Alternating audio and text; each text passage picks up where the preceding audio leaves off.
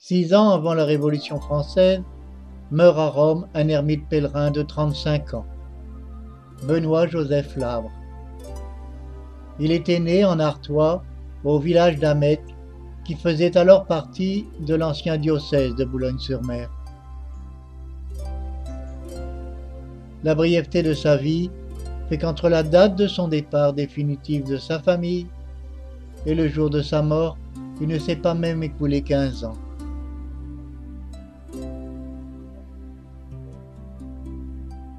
Pourtant, à l'annonce de son décès, au soir du mercredi saint du 16 avril 1783, une clameur inattendue se fit entendre à Rome. Les enfants du quartier des Monts se répandent dans les rues en criant « È morto il santo !» Ils répètent inlassablement « Le saint est mort! Le saint est mort !»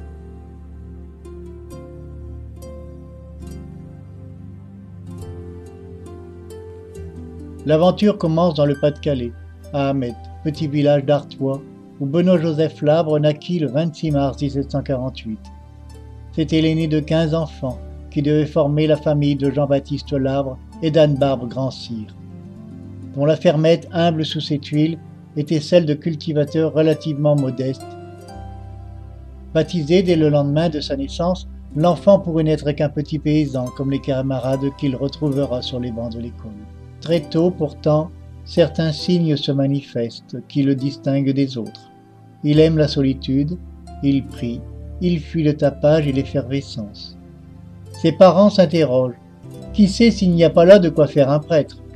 On fait appel au parrain, maître François-Joseph Labre, qui est curé du village d'Airain, à 4 lieues d'Amet.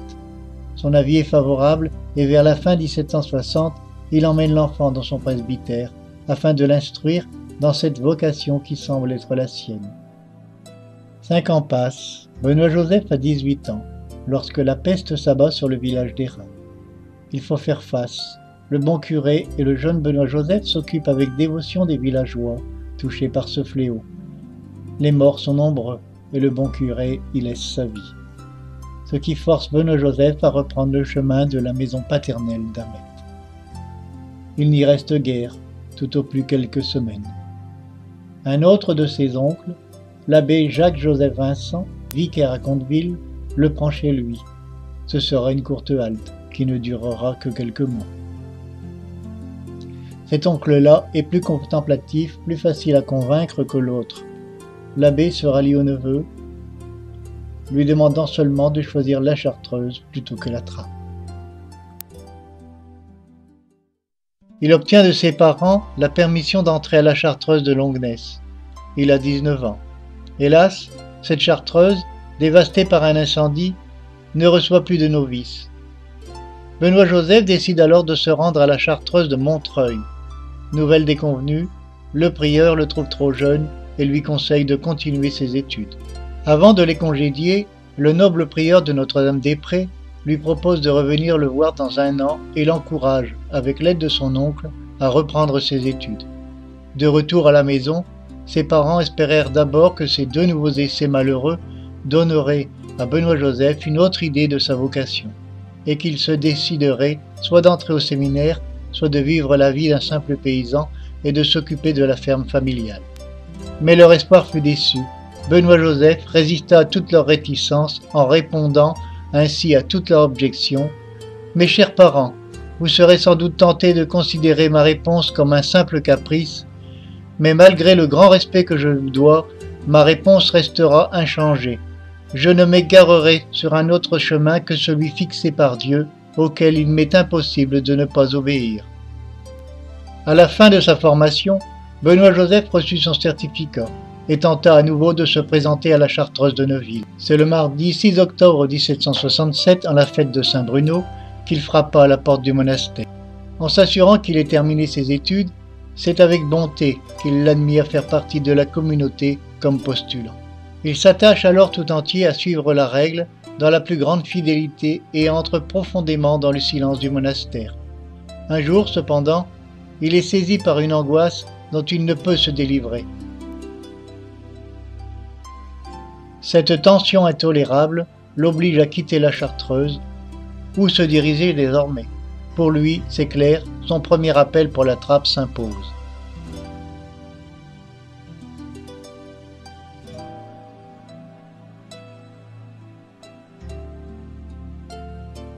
Et en ce début de novembre 1767, après avoir reçu la bénédiction et le soutien de sa décision, il demanda à ses parents à genoux la grâce du pardon pour l'immense chagrin qu'il leur causait.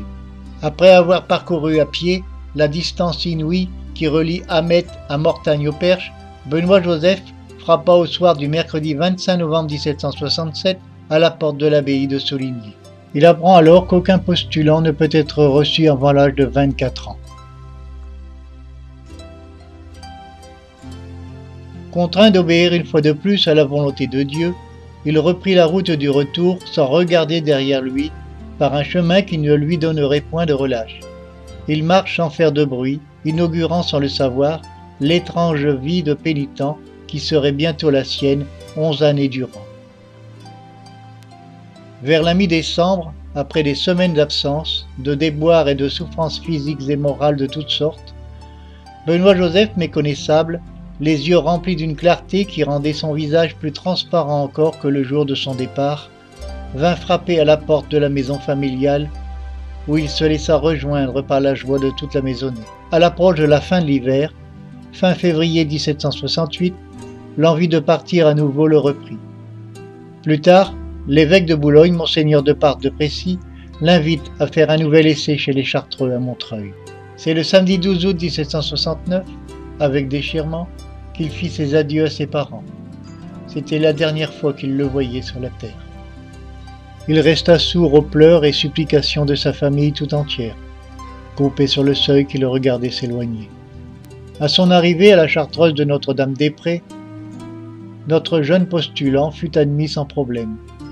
Avec ses lettres de présentation signées de l'évêque et du supérieur du grand séminaire de Boulogne, il se mit à observer la règle dans les moindres détails. Peu de temps après son arrivée, il fut repris d'angoisse. Se sentant indigne, il connaissait à nouveau les affres obscures du doute. Très vite, il tomba de nouveau malade. Au bout de quelques semaines, il ne fut plus possible de les cacher à la communauté. Les bons pères en furent émus de compassion et comprirent que son état était le signe du ciel, que Dieu ne le voulait pas dans leur ordre. Résigné devant ce nouvel échec, il décide d'écrire une lettre à ses parents, à sa sortie de la Chartreuse de Neuville sous Montreuil, le lundi 2 octobre 1769. Il écrit « Je suis sorti le second jour d'octobre. Je regarde cela comme un ordre de la Providence qui m'appelle à un état plus parfait. Ils m'ont dit que c'était la main de Dieu qui me retirait de chez eux.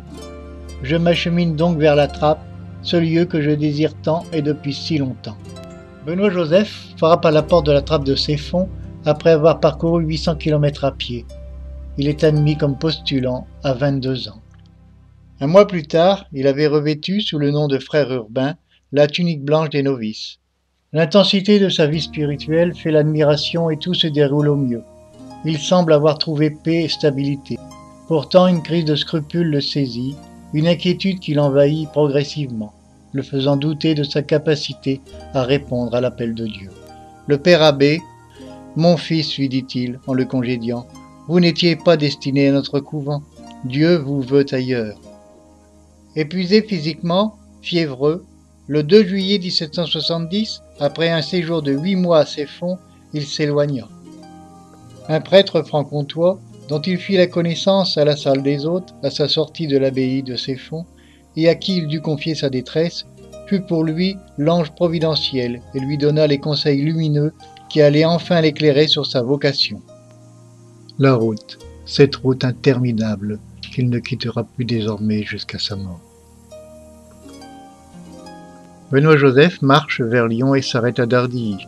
Il logera un temps dans la famille du futur curé d'Ars. Il passera ensuite à Chambéry, au faubourg Maché, et arrivera bientôt en vue de Paray-le-Monial, où il restera quelques semaines. Jusqu'en 1777, il continue sa marche à travers l'Europe. Il va en Suisse, en Allemagne et dans l'est de la France. Il commence alors à vivre comme un pèlerin apatride, solitaire, pauvre, en haillons, sale et vivant de grandes privations, recueillant l'aumône sans exigence aucune, méconnu et méprisé, passant pour fou, mais bientôt déjà vénéré par les hommes qui reconnaissaient sa piété et l'ampleur de sa spiritualité. En Suisse, ses visites laissèrent un souvenir marquant dans beaucoup d'endroits, comme à Einsiedeln, la région de Zug, Altdorf, Soller, Fribourg et Marienstein-Metzerlen également. Il y vint en 1772, 1773 et 1774. Au village de Metzerlen, où il logea de nombreuses fois lors de ses pèlerinages à l'abbaye de Marienstein, il fut reçu par la famille Geschwin. La mère, Anna Maria Widolf, se prit d'affection pour lui. Madame Geschwin voulut à tout prix avoir un portrait du saint vagabond. Un artiste local qui eut pour mission de peindre Benoît-Joseph Labre. Un portrait qu'ils vénérèrent beaucoup et conservèrent fidèlement dans la famille jusqu'à l'extinction de la lignée. À Metzerlen aujourd'hui, dans l'église Saint-Rémy, son souvenir est inscrit dans un magnifique vitrail, un témoignage des habitants qui virent en lui un être rempli d'amour se cachant derrière les habits de miséreux. Benoît-Joseph Labre passa 4 fois à l'abbaye de Marienstein, et chaque fois qu'il arrivait au village, la nouvelle se répandait rapidement, parmi les habitants et pèlerins qui se passaient avec discrétion l'information. « Le saint pèlerin est là !» disait-il à la suite de cela. Beaucoup de personnes arrivèrent pour le voir prier. Il impressionnait beaucoup les gens. On rapporte qu'il restait de préférence dans la grotte, devant la statue de la Vierge de l'abbaye. Mais tous étaient témoins de sa foi. À la messe, en présence du Saint-Sacrement, son visage illuminé resplendissait du feu intérieur de l'amour. En dehors de la prière, son visage était extrêmement pâle, pâle comme un mort, amaigri et incolore. Mais devant le très Saint-Sacrement, il prenait une belle couleur rougeâtre et était transfiguré par un sourire angélique. On le voyait immobile devant la statue de Marie, de l'aube au crépuscule, et parfois plusieurs heures jusque tard dans la nuit. En Suisse, la tradition locale rapporte qu'en marche depuis Marienstein vers Einsiedeln, il visita plusieurs églises ou chapelles pour satisfaire sa dévotion. Benoît-Joseph vint pour la première fois à Einsiedeln le 13 mars 1775. Son séjour dura 3 semaines. Il y revint ensuite du 1er au 13 juillet 1775 et y séjourna de nouveau 13 jours. Il n'existe malheureusement plus de récits détaillés de ses visites au monastère bénédictin d'Einsiedeln, les archives du monastère ayant totalement brûlé. À Fribourg, où il passa 2 fois, en 1775 et en 1776, la tradition raconte qu'il laissa aux habitants qui le rencontrèrent le souvenir d'un homme pieux, un voyageur pauvrement vêtu et dont l'activité principale était de passer la plus grande partie de son séjour dans l'église du quartier de l'Auge. On le voyait parfois serrer la corde qui saignait ses reins et frapper sa poitrine. D'autres le virent patiemment attendre à la porte du couvent des Augustins, où l'on faisait par charité aux mendiants une distribution de nourriture. Benoît-Joseph a souvent prié dans l'église paroissiale Saint-Maurice, qui n'a pas oublié son histoire. Ses périples en Suisse le conduisirent jusqu'en Allemagne, dans la ville de Waldschutingen, où il vint pour la première fois le vendredi 21 avril 1775 et la seconde fois le mardi 20 août 1776, pour assister au pèlerinage du chemin de la croix de la montagne du Calvaire. Il y avait foule à Waldschutingen le jour de son arrivée. Des fidèles de tout rang et de tout âge se pressaient, attentifs et recueillis, sur les pas de plusieurs prêtres qui se préparaient à pérégriner de station en station et qui les inviteraient à méditer sur les mystères de la Passion du Christ. Au matin du vendredi 21 avril 1775, à l'heure où se font entendre les prémices de la fête dans toute la contrée, les cloches des églises égrènent lentement leurs pieux accords comme les versets d'un psaume qui rythment l'arrivée des premiers pèlerins venus d'Allemagne et de Suisse. La tradition honore alors plus particulièrement le grand pèlerinage de la ville, celui de la montagne du Calvaire. Les voûtes de la chapelle retentissent déjà du chant des pèlerins. Là, à la lueur du jour naissant qui brille faiblement devant lui, sur le chemin, Benoît-Joseph s'agenouille de distance en distance, allant d'une croix à l'autre d'un pas lourd et lent. Comme exténué par une indicible douleur, il accomplit une tâche solennelle et touchante. C'est un saint pèlerinage qu'il est venu entreprendre ici, une voie douloureuse, la voie consacrée par les souffrances et la mort de Jésus qu'il parcourt, vers cette chapelle de la montagne du Calvaire. De nos jours, à Waldschutingen, le souvenir de son passage est toujours bien présent. En plein cœur de la ville, une peinture murale à son effigie indique aux pèlerins le début des stations du chemin de la Croix.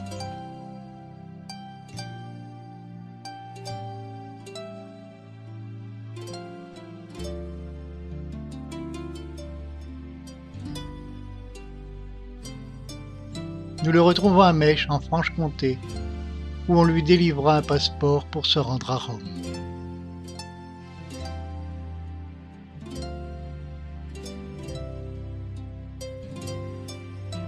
Il resta quelques jours dans les environs de Mèche. Il reçut l'hospitalité dans la maison de Jean-Baptiste Parenin, fermier au Rondet, commune du Russey sur le plateau de Mèche.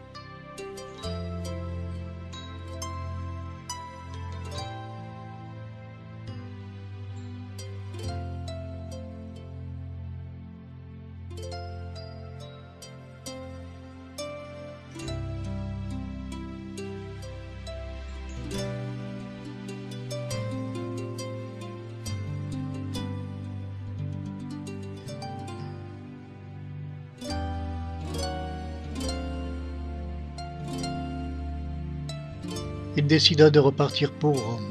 Sa route passait par les villes de Grès et de Besançon. C'est ici à Grès que l'histoire du saint pèlerin nous révèle qu'il y sauva un jeune homme d'une quinzaine d'années tombé dans la Saône.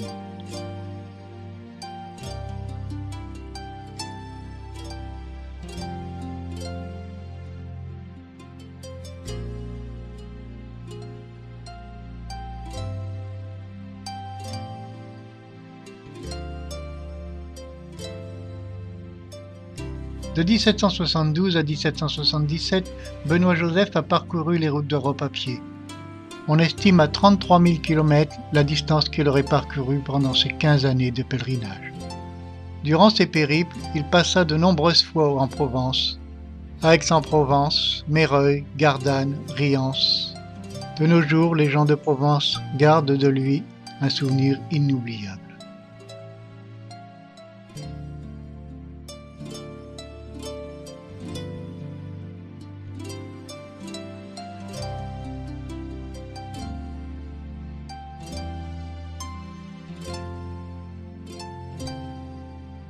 À partir de 1777, les grands pèlerinages sont terminés.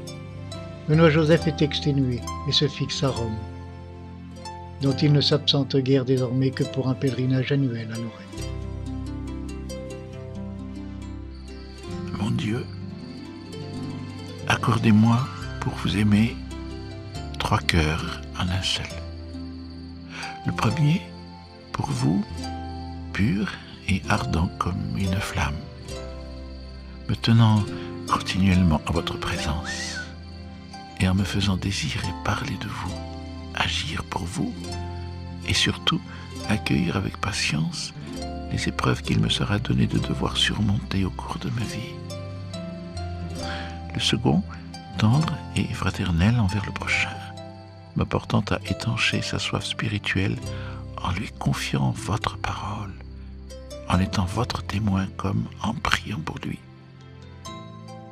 Que ce cœur soit bon pour ceux qui s'éloignent de vous, et plus particulièrement encore s'ils me rejettent.